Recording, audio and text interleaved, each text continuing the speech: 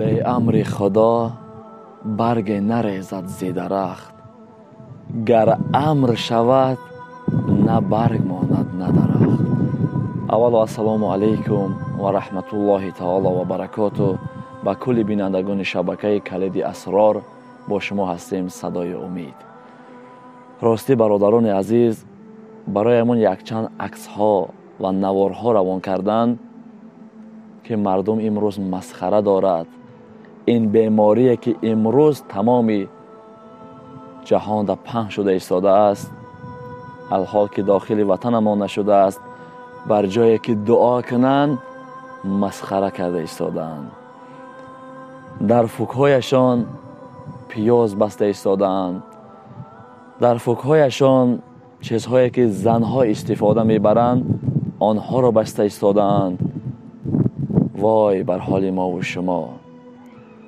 ادبگاه محبت ناز و شوخی بر نمی دارد. وای برادر، خوبی کردن نمی توانی، بدی مکن. این بدی تو به همه می رسد. چه خیر وقتی مسخره کردن میگیری، البته که خدا این بیماری را می آورد. تو چرا از مسخره داری؟ چرا؟ دردی که خدا داد همون مسخره داری. با بعضی ها میخندند، کسی تماشا میکند، کسی میخندد، کسی اجرا میکند، همه در همه گناه خوش هستین. شخصش گوش کردیم در نوار گفته ایستاده است که این بیماری با زبان روسی گفته است که دالگه نمیکشه. رفیقش میگه برای چی؟ میگه این مال خیتوی دالگه نمیکشد. وقتی خدا خواست تا روز قیامت میرود. بر جای این سخنها را زدن، 2 رکعت نماز بخوان و دعا بکن. سلاح ما این دعا هست. دعا خاک زر میکند. خدای مهربانی داریم که این دعای ما و شما را خالی بر نمیگرداند. این دستان ما و شما را خالی بر نمیگرداند. مسخره میکنی، روز قیامت جواب میدی. انشاءالله خدا در همه دنیا تو را نشان میدهد. اگر که نشان که نداد، در آخرت میتیه. خدا با بعد مهلت میتیه. بعد مهلت میتیه که در این قدر مهلت دادگی من این چی کارها میکند. باور کنین برای ما و شما داملای امر معروف کننده لازم نیست. ما و شما قبر یا تابوت ببینیم باید که عبرت گیریم. روز عزوزها ما هم میرویم. باور بکن. اگر اینا بدونی تو 91 سالگی ده وفات میکنی، چی کار میکنی؟ این همین سوال بحری هر یکی شما بدونید که در 91 سالگی تو وفات میکنی. تو 91 سالگی تو شما چی کار میکنی در حیات؟ میدونی که میمری. البته میگه اگر ما بدونم 91 سالگی ده وفات کنم، 5 وقت نماز میخونم، کارهای خیر میکنم، لیکن نمیدونیم که ما تو همون 91 سالگی را نمیکشیم. نمیدونیم. باور بکن عیب است، شرم است. ما مسلمان هستیم، نباید این کارها را کنیم. مسلمان باید نمونه باشه در بین دیگر ملت. رفتاری کنیم که نامسلمان ها از رفتار ما دیده اسلام بیارند. ندیدین حبیب خدا صلی الله علیه و سلم چه رفتار و چه معامله میکرد که نامسلمان ایمان می آورد. امروز امتانی گمراهش مردمت برعکس که در دین خدا نزدیک کنند، شما برعکس دور کرده ایستاده این. این رفتار شما را نامسلمان ببینند، میگن مسلمان ها را ببینند مسخره میکردین. این وبایی که آمدن بجای یک کاری کنند، یک دعایی کنند، نماز بخوانند، مسخره میکنند. تو چی را مسخره داری بگوی؟ باور بکن. حج گفتم که حج برگ به اختیار خدا نمیریزد. اگر خدا خواست میریزد. حج بیماری هم به خدا نخواه اون نمیبیاید. هیچ بیماری.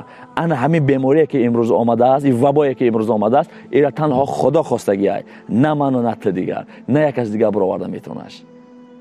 100 زور بزن اگر خدا نخواه نمیتونیش برآورده. تو چی را مسخره داری؟ دردی که خدا به مردم داد همون هم مسخره داری؟ وقتی نماز است، وقتی دعا هست، نه وقتی مسخره کردن. این شرم‌آور است برای ما و شما، برای این مسلمان. ما مسلمان میگیم تنها زبانکی مسلمان میگیم. ما مسلمان میگیم تنها در عائله مسلمان به دنیا آمده هستیم، اما رفتارمون از نامسلمان بدتر است. باور بکنین. حیا کنین، شرم کنین. حیا باید که دارد آدمیزاد که لعنت بر وجود بی حیا باد. لعنت خدا باد بر همون شخصانی که امروز درد خدا را مسخره میکنند و اوسال میکنند. و آن مهاجرانی که ای وطن دور هستند در شهرهای بیگانه و این بیماری که در شهرهایی که وجود دارند و بسیاری از برادران تاجیک ما در اونجا قرار دارند، شما در این حالت نباید که بر وطن برگردین، چون که این حدیث رسول خدا صلی الله علیه و سلم است. ترمذی، امام بخاری روایت میکند که رسول خدا صلی الله علیه و سلم گفته است اگر وبایی که این وبایی که امروز آمده است در یک شهر باشد، برای ما و شما جایز نیست از این شهر به همون شهر سفر کنیم و یگام انسانی که در داخل اون شهر هست با او هم اجازه نیست که از اون شهر بر وطنش برگردد. یعنی که برگشتن شما شاید که باز بیماری هم بیارد. این حالت شاید که بیماری باز در وطن رخ دهد و چندین شخصیت های دیگر در این بلا گرفتار شود. همین سبب غمگین نشوید و انشاءالله که ما دست بر دعا داریم. این نوارهایی که ما میکنیم حتما شما هم دعاگو باشین و انشاءالله خداوند دعای یکی از ما و شما را قبول میکند.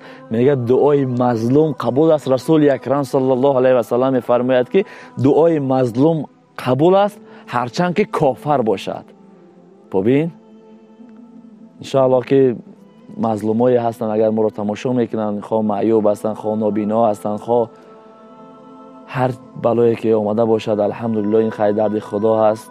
شما هم دعاگو باشین که دعای شما تیزتر قبول شونده است. این بیماری از تمام کل امت محمد مصطفی صلی الله علیه و سلم دور شود. باور بکنین این بیماری که آمده است این به حکمت نیست. هر دردی که به سر هر بنده می آید قسم به خدا به حکمت نیست. سر درد میکند او به حکمت نیست. شاید به سبب همون سر درد کنید چندین بیماری از بدن دور شود. حکمتش را تنها خدا میداند. علم غیب را کس نمیداند بجز پروردگار. هر کسی گوید که میدانم از او باور مدار. یگان کس علم غیب را نمیداند که فردا به سر این بنده چی می آید، به سر او بنده چی می آید. هیچ کس نمیداند. باور کنین هر یکی شما را دوست می‌داریم، خواه برادر تاجیکمان باشین، خواه ازبکمان باشین، خواه افغان یا خواه ایران، خواه کدام ملتی که باشین، مسلمانین برادر ما هستین. ما هم از یک پدر و مادر اومده هستیم. همدیگر را دوست بدارین و در حق همدیگر دعاگو باشین. باور کنین برادران عزیز، در حق ما اگر شما دعا کنین یا ما در حق شما دعا کنیم یا در حق یک کسی دیگر دعا کنین، قسم به خدا ملائکه 10 مرتبه همون دعا را در حق تو میکنه. خواه دعای بد میکنی، خواه دعای نیک میکنی، خواه بگو خدا بزنه تو را شیطان، قسم به خدا ملائکه همون دعا را میکنه خدا تو را بزنه شیطان. انا این دعایی که کردی همون عبرت در سر خودت میزند. بدون اینکه دعای ملائک اجابت شونده هست و غایبانه دعا قبول است. غایبانه نمیشه من خبر ندارم شما در حق من دعا میکنین، شما خبر ندارین من در حق شما دعا میکنم. انشاءالله که امروز که قبول نشد فردا میشد، فردا نشد روز از روزها خدای ما دعای ما و شما را قبول میکند. از وقت چی است دیگر؟ ما در آخر زمان هستیم و آن برادرانی که امروز از وطن دور هستند در شهرهایی هستند گفتیم بیماری هست، با فکر نکنید که من شما را گفته ایستادم که نه نبیاین، شما رو نمیخوایم، شما بیمار هستین، در بلا گرفتار هستین. این را فکر نکنید. این سخن رسول خدا صلی الله علیه و سلم است که برای ما و شما اجازه نیست، برای ما هم اجازه نیست به او شهر سفر کردن، شما هم اجازه نیست که داخل وطن شوین. این تنها حدیث رسول خدا صلی الله علیه و سلم است. و حضرت عمر هم که سفر کرده بود با قوم، شهر دیده رسید که در اونجا وبای بود. حضرت عمر گشت و چندین صحابهان رسول الله گفتند که ای عمر، چرا میگردی از تقدیر خدا میگریزی؟ گفت از تقدیر خدا به سوی تقدیر خدا میگریزی. الحال که برادران ما که در همون شهر هستند دیگر شما مثل حضرت عمر رضی الله عنه شما گشته نمیتونید، چون که شما در همون شهر هستید، از همون شهر بیرون شدن نمیتوانید. این حدیث رسول خدا صلی الله علیه و سلم است. یا اینکه مثال اگر شما نزدیکی او شهر دا باشین، بدونید که در همون شهر بیماری است، با همون شهر داخل نمیشوین یا از راهتون میتونید که این حالت دا برگردین. خداوند هر یک ما و شما رو نگهبان باشد و هر یک کسی که ما را تماشا دارد در حق همه برادران ما که امروز از وطن دور هستند، در شهرهایی هستند که در اونجا وبایی هست، دعا کنیم که خداوند اون برادرای ما و شما رو نگهبان باشد. دعا میکنیم ان شاء الله، نمازتون رو بخونید، دعا بکنید ان شاء الله که هیچ بیماری در شما تاثیر نمیگیرد. خداوند یار و مددگارتون باشد. در حق برادرتون صدای امید عاصی گناهگار دعا باشید. السلام علیکم و رحمت الله و برکاته. فی امان الله.